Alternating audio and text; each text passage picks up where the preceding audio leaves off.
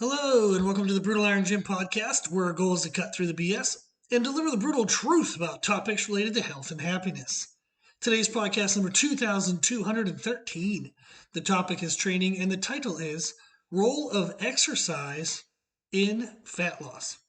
So I have a new client. They were exercising all of last year. That was actually their New Year's resolution last year, was to take more control of their health. They had the goal of losing body fat. They really only had about maybe 20 pounds that they wanted to lose, so it was more so changing their body composition. They wanted to appear leaner, feel more athletic, feel cleaner and healthier and more confident in their clothes. It was, in a sense, kind of reclaiming their body, reclaiming their health. They did a great job of staying active with exercise all year. They tried a lot of different styles of training and found some that they liked, some they didn't like. But what they found also was throughout the year, it didn't really make much of a change. So for this year's New Year's resolution, they decided to be more serious about their nutrition. They said that's what was lacking last year. They knew they needed to eat better, but they were hoping if they were more consistent with exercise, that would take care of the issue. However, it did not. So now this year, they're committing themselves to nutrition, and that's actually what we're working together. We're working on wanting to learn the role of exercise in fat loss, but also just how do we eat properly for fat loss, and then use exercise for its own benefits, but realizing that exercise isn't the driver for fat loss. That's what I wanted to touch on in today's podcast is the role of exercise in fat loss. The reasons why people have more body fat than what they want usually come down to three. It's going to be overeating, undereating, or inconsistent eating. Almost everyone I talk to thinks they're overweight or overly fat because of overeating. However, that is the least common reason I run into with all of my clients. Out of all of my clients, the least common reason for being overly fat is overeating. The most common reason is inconsistent eating. They'll have moments of severe undereating followed by then overeating. It's typically they undereat during the day, they overeat at night. So they're not overeating per 24 hours. They're undereating in a section of the day and then overeating in a section of the day. And that leads to moments of fat loss, but then followed by the body wanting to actually replace that fat that was lost, if not actually store more. So they find themselves kind of spinning their wheels, not really making great progress. Whatever they're burning off, they're putting right back on, and they tend not to make any significant progress. The other category would be undereating, but that's not very common either. However, that does happen. And I work with a lot of clients who have higher body fat than what they want due to chronic undereating.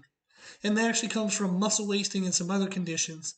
So, what I wanted to point out in today's podcast, though, is that overeating isn't the most common reason why people are overly fat, and exercise as a tool for fat loss really would only work in the case of overeating.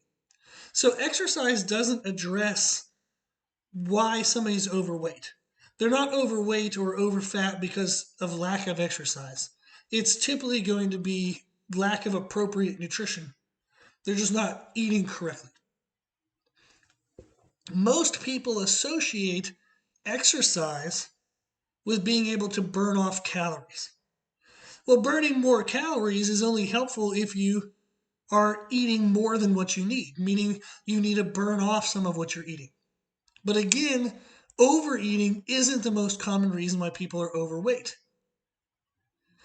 If you have a high body fat percentage or you're higher body fat than what you want, and if it's due to undereating or inconsistent eating, which are the more common reasons for people being overly fat, then exercise isn't going to address that because you're not overly fat due to over calorie consumption. You're due to inconsistent or actually under your necessary calorie consumption. So exercise as a way to promote fat loss is not optimal. Exercise can help increase strength, increase mobility, muscle mass, improve hunger control. They can do a lot of beneficial, helpful things.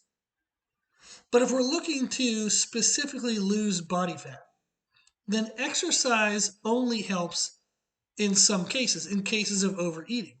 And in those cases, it only helps some. What I mean is, it's harder to burn a few hundred calories than it is to eat a few hundred calories. I have a client who has an obsession with Oreos. He absolutely loves Oreos and can eat them all day. If we look at eating 10 Oreos, which is not a problem for most people, that would be about 500 calories. He weighs 180-ish pounds, somewhere in there.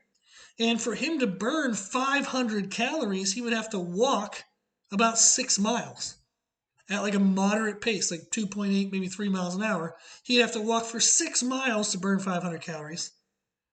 That is a much larger effort than it is to consume 10 Oreos. So it would be like if you're wanting to save money, and I said, hey, every time you spend money, when you have change, I want you to keep that change. But I only want you to save the pennies. I don't want you to save the nickels, the dimes, or the quarters. You're only going to save the pennies. Would you save money over time? Yes, but it would take freaking forever because the pennies are the least significant, the least helpful of all the change that we have, right? Of all the techniques and tools that we have available to lose body fat, exercise is not the most efficient. It is not the most significant. It's not the most useful. It would be like only saving the pennies from your change to save money. Instead, it's more important that we actually pay attention to our nutrition. Nutrition is going to be the biggest contributor to what's preventing you from losing fat and to what will help you lose fat. Again, people have more fat than they want due to overeating, undereating, or inconsistent eating.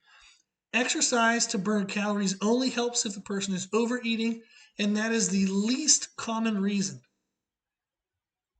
why people are overweight. The most common reason is inconsistent eating.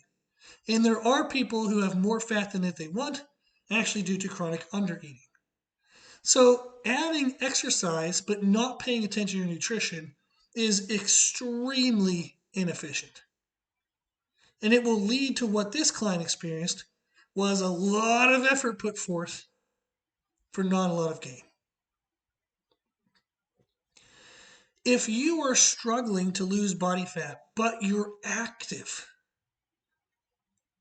if you're consistent with exercise, the reason why it's not working is because you're focusing on the pennies. Instead, you want to focus on what has more significance, what has a greater impact. Tracking what you eat and then moving when you can is the best approach. Will you need to track your calories and your food forever? No, not at all. You need to track it enough to have proper awareness and to have a good understanding of what is in the foods you're eating, to find the right balance for your activity level and your goals. But once you have that, you then just stick with similar foods and similar portions and similar schedules. You really only need to track as a way to check and see if you're still on track with what you know you should be doing. So there is an initial effort at first to learn how to track food. But once you learn how to do it and you get the results that you want, you can then back off on that effort and it becomes more of a maintenance thing rather than an everyday burden. So the role of exercise in fat loss is very minimal. Is it a factor? Absolutely. Is it helpful? Absolutely. But is it the most helpful? Is it the most impactful? Absolutely not. So I encourage you to attack your food. If you're going to focus on putting an effort towards taking better control of your health, if you're going to put an effort in towards fat loss, put the effort into nutrition first, not exercise. That'll give you the most bang for your buck in regards to effort for results. You can listen to podcast 2136, titled Setting Up a Calorie Deficit Diet for Fat Loss. And that'll teach you how to set up a nutrition program all on your own, depending on your individual factors, and you can then follow that and achieve great results. You also can hire me and I can do the work for you. So it depends on what your budget is and how soon you want the results. But we have the free podcast 2136 that'll teach you how to do it. Or you can sign up with me for a month or two and I'll teach it all to you, show you how to do it, give you some guidance along the way, and then you can take it and run with it on your own. If you want to learn more about our nutrition and other coaching services, you can just shoot me an email at brutalironjim@gmail.com, or you can go to our website at www.brutalironjim.com. Okay. If you like the podcast, please share the podcast. If you like the podcast, you can donate to support the podcast either on our website, or you can get your supplements from NutriCost.com. Use the code BrutalIron10 for a 10% discount. And then whatever you spend, 10% of that gets sent back to us as a commission. So it's a great way to donate to the podcast while also getting great supplements at a great discount. Cool.